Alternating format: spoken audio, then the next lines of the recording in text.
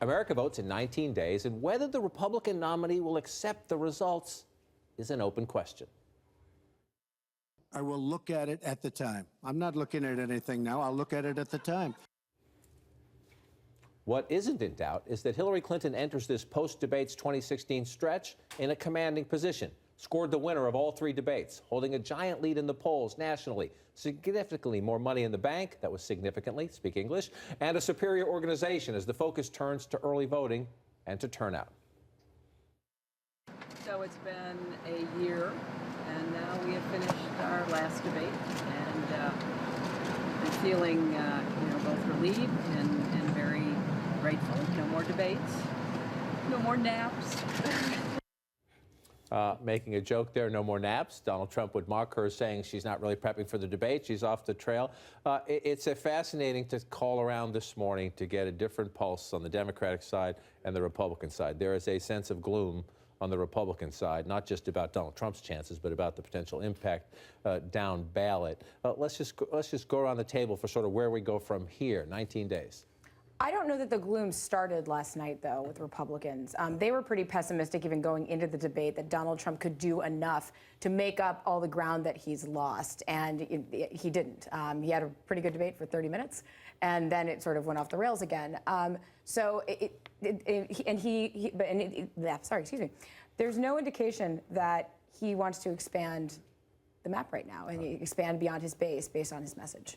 It was the last best opportunity to stop the bleeding, or whatever metaphor we want to use, and he didn't do it. So the reality here is every day that passes by, more votes are cast. Right. So we talk about 19 days. It's not really true in a lot of places, a lot of swing states. It is happening now, as we like to say here at CNN. So this really is a good moment for the Clinton campaign to capture this, what's happening right now in the bottle and banks those votes. A lot of people are ready for this election to be over, so they are going to vote early. This is where a ground game comes into play. So Republicans are completely dismayed, particularly those Senate races. The Senate now is the central focus here, and it's in jeopardy. But Jackie's dead right. They were down going into this debate. But the idea that the Republican nominee, a major party, take the party out of it, a major party nominee for president would not do what has been done forever, essentially respect the process. Yeah. And they draw the Al Gore comparison. If it's 537 votes, if there are questions on election day, that's different than saying weeks before the election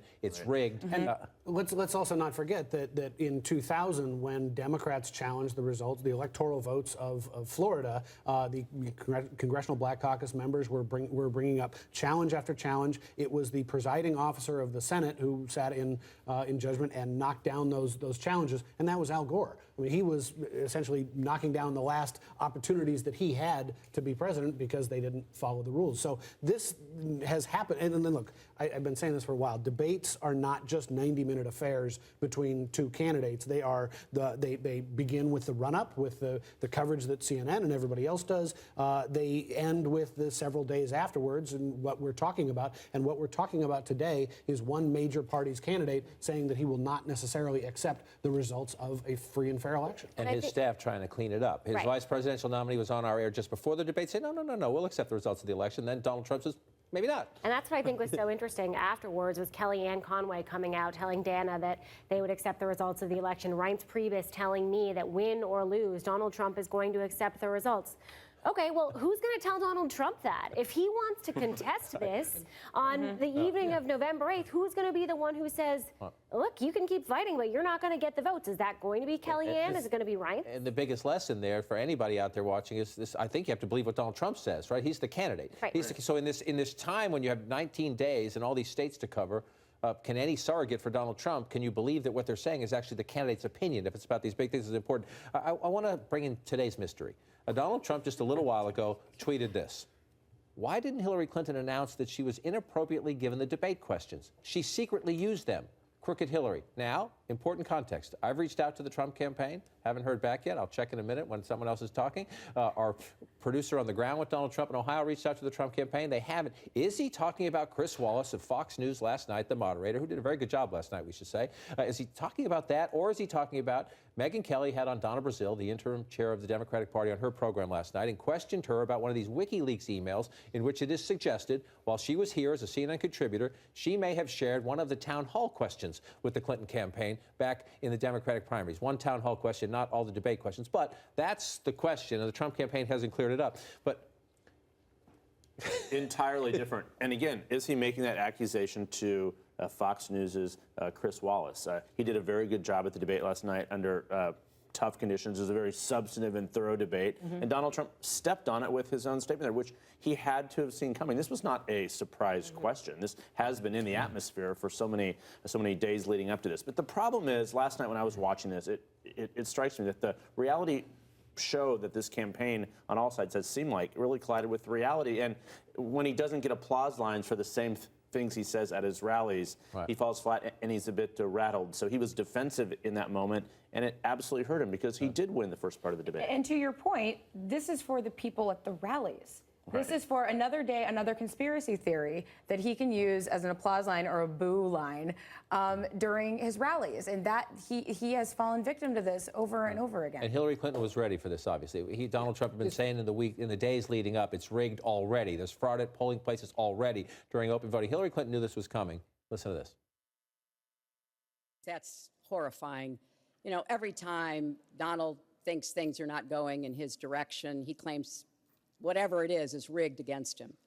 The FBI conducted a year-long investigation into my emails. They concluded there was no case. He said the FBI was rigged. There was even a time when he didn't get an Emmy for his TV program 3 years in a row, and he started tweeting that the Emmys were rigged against him. Should have gotten it. This is a mindset. This is how Donald thinks.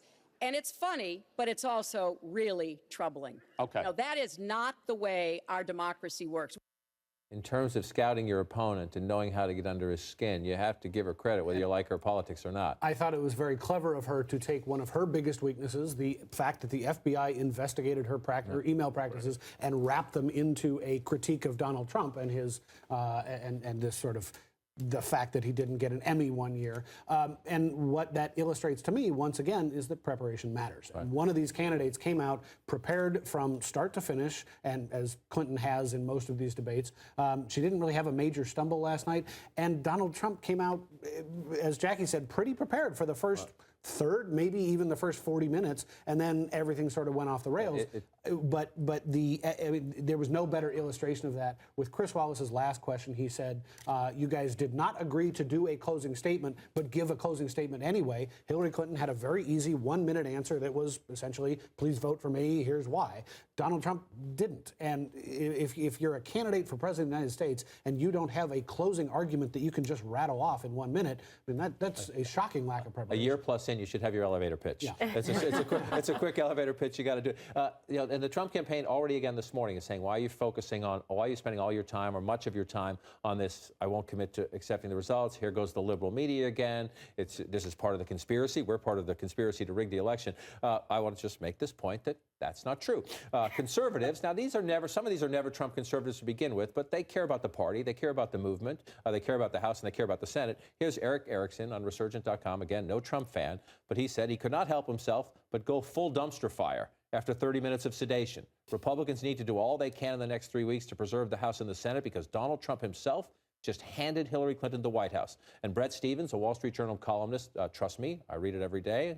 No fan of Hillary Clinton, Bret Stephens is, but also has a lot of questions about Trump. He says Trump's answer on accepting the outcome of the vote is the most disgraceful statement by a presidential candidate in 160 years. This is not the quote-unquote MSM, liberal, lamestream, pick your choice. This is a pretty broad stream. What was that? Well, so it'll be interesting to see what Trump does when he's in Ohio today. Will he try and clean this up himself? I'm guessing not. He generally doesn't do that here. But across the party, it is sending shockwaves. So you have to wonder, this has been an unconventional campaign, but a very conventional part of it, these debates, seem to have captured him, and he was unable to do the greatest television act of all, prepare for these debates. In the end, these debates did matter. But I think one of the things that really stuck out to me was not necessarily the reaction of the political media, even the conservative media, but it was to look at how Reporters who have lived and worked abroad reacted to that statement. Reporters who have lived and worked in countries that don't have peaceful transitions of powers, that have seen what it is like when you have these kind of contested turnovers, and they see how quickly that can turn ugly and that can turn dangerous. And to me, that's what really stuck out, is to see these people who have spent time in much more contentious areas doing reporting like this, to say, look, saying things like this has dangerous ramifications, and we can list all the countries where we've seen that.